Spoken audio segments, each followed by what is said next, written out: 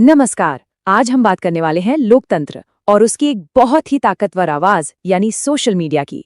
इन दोनों का रिश्ता कितना गहरा है और कभी-कभी कितना नाजुक भी, ये हम समझेंगे नेपाल में हुए एक हालिया घटनाक्रम के जरिए।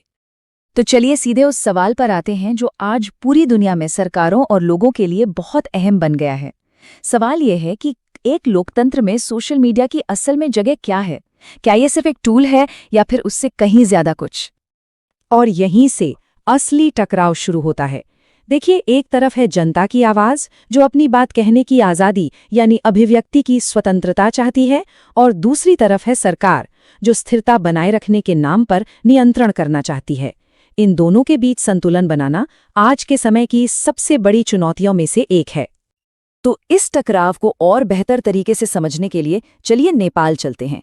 वहां हाल ही में कुछ ऐसा हुआ जो हमें दिखाता है कि जब ये नाजुक संतुलन बिगड़ता है तो नतीजे कितने विस्फोटक हो सकते हैं। जरा सोचिए, हालात कितनी तेजी से बदलें। पहले दिन सरकार सोशल मीडिया पर बैन लगाती है और सिलाइन शुरू हुआ विरोध सड़कों पर उतर आता है, हिंसक प्रदर्शन होते हैं और आखिर में प्रधानमंत्री को इस्तीफा तक देना पड़ जाता है। अब सरकार का पक्ष समझना भी जरूरी है। उनका तर्क ये था कि भाई, सोशल मीडिया से समाज में नफरत फैल रही है, अस्थिरता आ रही है और देश की स्थिरता के लिए इस पर रोक लगाना जरूरी था। लेकिन जनता ने और खास तौर पे वहां की युवा पीढ़ी ने इसे बिल्कुल अलग नजरिए से देखा। उनके लिए ये सिर्फ किसी ऐप पर लगा बैन नहीं था। नहीं, ये तो उनके बोलने की आजादी पर, उनके लोकतांत्रिक हक पर एक सीधा हमला था। और इस हमले का जो जवाब मिला वो बहुत ही शक्तिशाली था। सरकार के इस एक फैसले ने एक ऐसे जन आंदोलन को जन्म दे दिया जिसकी शायद किसी ने उम्मीद भी नहीं की थी। और यहाँ सबसे दिलचस्प बात क्या थी जानते हैं? इस पूरे आंदोलन की कमान जेन ज़ी यानी युवा पीढ़ी के हाथों में थी। जो गुस्सा ऑनलाइन शुरू हुआ था उसे वो सड़कों पर एक असली आंदोलन में ले आए। बात सिर्फ ऑनलाइन पोस्ट की नहीं रही, वो हकीकत बन गई। हालात इतने बिगड़े कि राजधानी काठमांडू में कर्फ्यू लगाना पड़ा। और सोचिए, आखिर में जनता का ये डिजिटल दबाव इतने बढ़ गया कि सरकार को झुकना पड़ा, सत्ता ही बदल गई। तो सवाल ये उठता है कि इस पूरे संकट में सोशल मीडिया ने आखिर किया क्या? क्या ये सिर्फ बातचीत का एक जरिया था या इसने कोई और बड़ा काम किया? चलिए इसे थोड़ा और समझते हैं। सोशल मीडिया का रोल यहाँ एक चेन रिएक्शन जैसा था। सबसे पहले ये लोगों की नाराजगी जाहिर करने का एक प्लेटफॉर्म बना। फिर इसी प्लेटफॉर्म का इस्तेमाल करके युवाओं ने एक दूसरे को जोड़ा, एकजुट किया और विरोध प्रदर्शनों को ऑर्गेनाइज किया। इस संगठन से सरकार पर एक जबरदस्त लोकतांत्रिक दबाव बना और आखिर में इसी की वजह से नेपाल की ये घटना पूरी दुनिया में गूंजने लगी, जिससे सरकार पर अंतर्राष्ट्रीय दबाव भी पड़ा। मतलब एक के बाद एक हर कदम ने आंदोलन को और मजबूत कर दिया।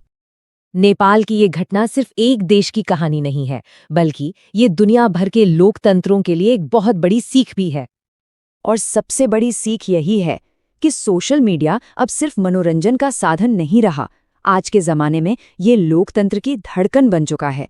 एक ऐसी जगह जहां आम नागरिक अपनी राय रखते हैं, सरकार से सवाल करते हैं और एकजुट होते हैं।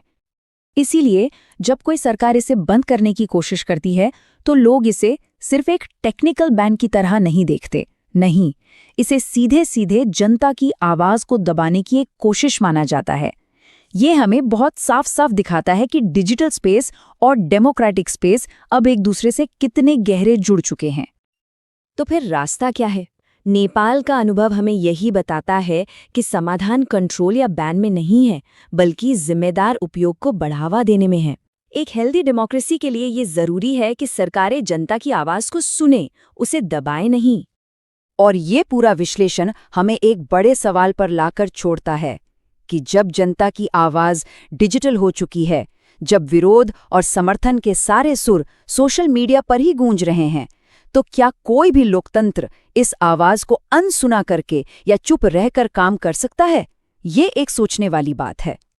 यह चर्चा पसंद आई हो तो लाइक करें, शेयर करें और हमारे चैनल अंतर्दृष्टिकोण को सब्सक्राइब करें।